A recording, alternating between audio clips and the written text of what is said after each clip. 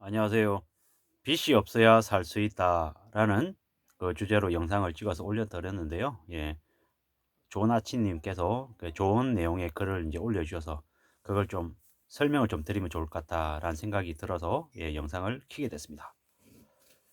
300만 원 실수령을 받는 월급쟁이가 1억 원을 빌려서 원금과 이자를 월 125만 원 가정씩 이렇게 낸다라는 가정하에 이렇게 말씀을 해주신 겁니다. 실수령액 300만 원의 월급쟁이다라고 하면 실수령액으로 1년에 3,600을 받는다. 대략 그러면 연봉은 한 4,200에서 한 4,500 전후가 되지 않을까라고 보여지는데요. 연봉 4,200에서 한 4,500 정도에 받는 직장인이다라고 하면 대략 웬만한 기업의 대리, 과장, 차장 이 정도 되시는 분들일 걸로 이제 저는 이제 생각을 하거든요. 물론 좀 알 수도 있겠지만 좌우지간 실수령액 300으로 이분이 이제 계산을 한 거예요. 300만 원에서 원금과 이자로 125만 원이 발생한다.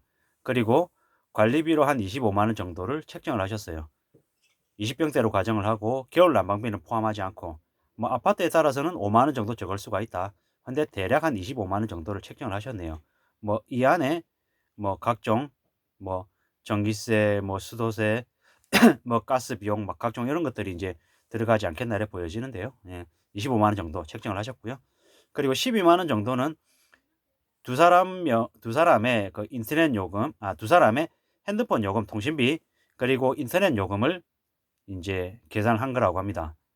12만 원 정도면 크게 이렇게 많이 잡은 것 같지는 않네요. 왜?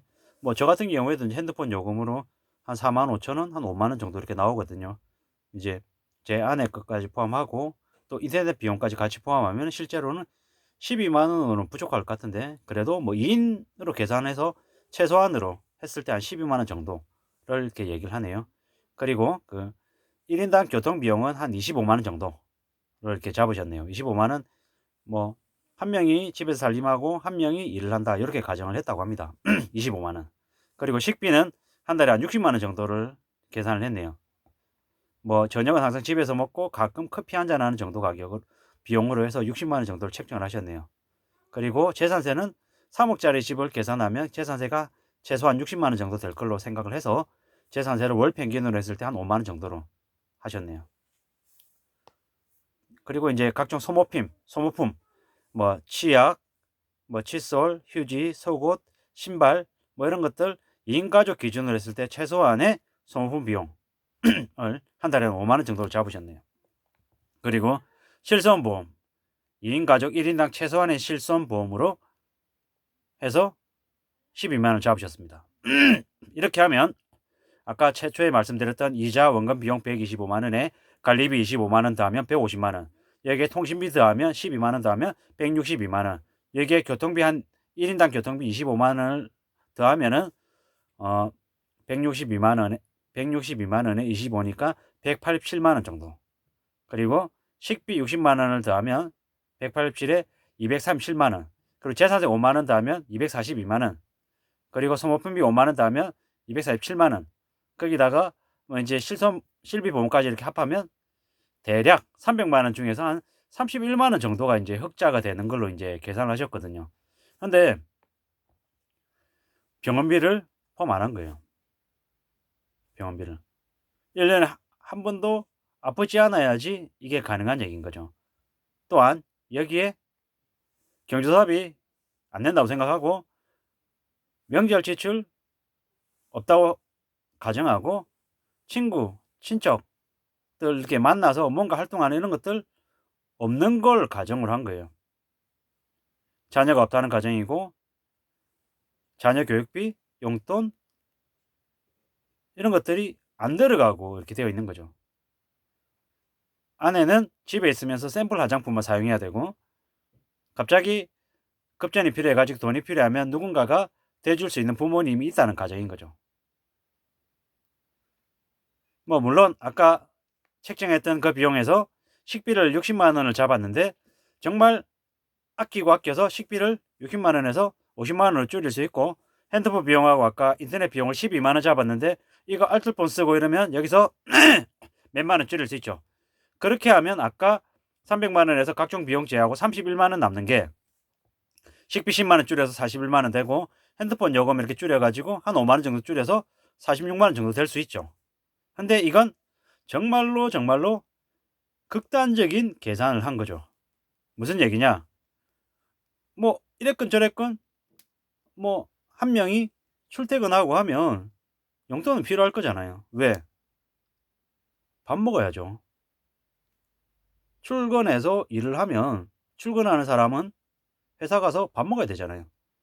구내식당에서 밥을 다 주는 경우도 있겠지만 식당이 없는 사람들도 있고 구내식당이 있다고 해서 구내식당이 100% 이용하는 게 아니잖아요. 가끔씩은 동료들하고 식사를 같이 해야 되는 경우도 있고 물론 더치페이 하더라도 이래든 저러든 생활 용돈이 아예 없을 수는 없는 거죠. 용돈이 빵이 될 수는 없는 거죠. 정말 악착같이 해서 정말 용돈을 적게 드린다고 해도 용돈이 10만 원은 필요하다는 거죠. 그렇게 해서 용돈 10만 원이 들어가면 어떻게 되죠? 아까 31만 원에서 그냥 10만 원 날라가죠. 21만 원 되죠. 게다가 병원비 뭐 이래저래 해서 한 5만 원 발생하면 그럼 또 날라가는 거예요. 경조사비 아니면 각종 여러 가지 불가항력적으로 발생하는 비용들이 있을 수 있다라는 거죠. 뭐 그런 것들이 안 생길 수 있냐? 와이프 화장품 써야죠. 그리고 옷 사야죠. 아무리 옷을 안 사 입는다 해도 옷을 사야 되죠. 예. 옷을 사야 되는 거예요. 그리고 뭐 요즘 같은 때에는 마스크도 사야 되잖아요. 마스크 사야 되고 또 각종 여러 가지 비용들이 더 들 수밖에 없는 거죠.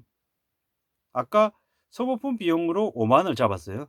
매달 칫솔, 치약, 휴지, 속옷, 신발, 기타 이런 것들을 최소한의 소모품 비용으로 5만 원을 잡았는데 5만 원으로 과연 감당이 되냐고요. 감당 안 되죠. 힘들다라는 거죠. 이 정도의 수준이면은 차도 없어야 돼요. 차도 없어야 돼요. 그리고 아까 실손보험 이제 12만 원 두 명 비용 했잖아요. 종신보험 가입 못 하죠. 종신보험 가입 못 하는 겁니다.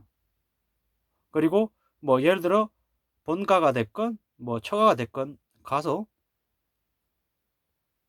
왔다 갔다 하면 뭐 그냥 맨손으로 갑니까? 하다못해 선물 하나라도 사서 들어가야 되는데 그런 것조차도 이제 못하는 삶인 거죠. 외식, 외식 가능합니까? 이 정도 수준에서 외식 가능하지 못합니다. 정말 빡빡하고 답이 없는 상황이죠. 이렇게 300만 원 실수령에 계신 분이 1억을 대출받아 가지고 월 125만 원 정도 원리금, 원금과 이자를 납부하면서 생활한다라고 하면 답이 안 나오는 구조죠. 그냥 이분이 대략적으로 계산해 가지고 정해 놓은 것만 따져도 답이 안 나오는 구조입니다. 그냥 가장은 퇴근하고 나면 배달 아르바이트 해야 됩니다.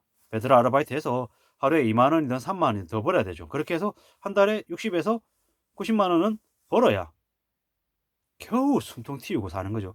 60만 원, 90만 원 더 번다고 그러면 넉넉해집니까? 여유가 있습니까? 아닐걸요. 60에서 90을 더 벌어도 아마 생활비에 조금 더 보태고 와이프 화장품 사고 생필품 조금 더 사고 이러면 끝날 겁니다. 티가 안 날 거라는 거죠. 못해도 한 달에 50만 원 이상은 추가적인 아르바이트 해서 채워야 가능할 거라는 거죠. 그렇게 안 하면 답이 없는 거죠. 게다가 300만 원 벌어서 125만 원 원리금 상환한다라고 되어 있는데 시중금리 오르면 또 이제 이것도 다시 이제 또 다시 또 계산해야 되는 리셋되는 상황인 거죠. 원리금 상환이 125만 원이 아니라 갑자기 150만 원, 175만 원 되면 25만 원, 50만 원 더 늘어나면 어떻게 됩니까? 아르바이트, 배달 아르바이트 해서 한 달에 50만 원 이상 더 벌어야 아까 얘기 나왔던 원리금 내고 나머지 생활했던 정말 최소한의 극한의 삶을 사는 정도 수준으로 살 수 있는 거죠. 이게 앞으로 벌어질 일이라는 거죠. 빚을 진 사람들의 상황 말입니다. 아까 되게 실수령에 300을 받는 사람이 1억을 대출했을 때 원리금을 상환할 때 일어나는 일들입니다. 이게 뭐 만약에 조금 더 조건을 좀 더 좋게 해서 실수령액이 300이 아니라 맞벌이여서 600이다라고 가정을 하고 600이면 대출을 1억 받겠습니까? 2억 받겠습니까? 아마도 3억, 4억 그 이상으로 받겠죠. 그러면 어떻습니까? 계산이 괜찮을 것 같습니까? 아니죠. 여기저기 언론에서 얘기하듯이 300만 원씩 실수령 받는, 그러니까 맞벌이 부부가 실수령 600인 사람이 그냥 집에 원리금으로 뭐 대출이 3억 4억 이렇게 돼 버리면 한 명의 월급은 그냥 고스란히 집에 다 들어가는 거죠. 그러고 사는 삶인 거죠. 그러면 삶이 괜찮겠냐고요. 아까 외벌이에 300만 원 받는, 실수령에 300 받는 사람이 1억을 대출해서 살아가는 것도 되게 저렇게 빡빡하고 되게 쉽지 않은데 빚을 과연 여유롭게 낼 수 있을까요? 그렇게 빚을 내면 삶이 어떻게 됩니까? 되게 피폐해지고 되게 힘들어진다라는 거죠. 그렇게 봐야 되는 게 맞는 거죠. 절대로 빚을 내서 살아가는 삶이, 빚진 삶이 만만치 않다라는 거죠. 여기 좋은 마음, 좋은 아침 님이 실례로 해서 이렇게 설명해 주신 게 추가로 이렇게 다른 분들께도 말씀을 드리면 정말 좋겠다 싶어서 이렇게 말씀을 드리는 거고요. 아무쪼록 빚을 진 많은 분들께서 어떻게든 그 빚의 굴레에서 벗어나기 위해서 최대한 빨리 정말로 긴급 대책을 내세워서 어떻게든 빚을 극복하려고 애를 쓰셔야 될 것 같다. 그래야지만이 빚에 짓눌린 삶을 살지 않을 것 같다. 라는 말씀을 드리고 싶어서 영상을 켜게 됐습니다. 아무쪼록 참고하시면 좋겠습니다. 고맙습니다.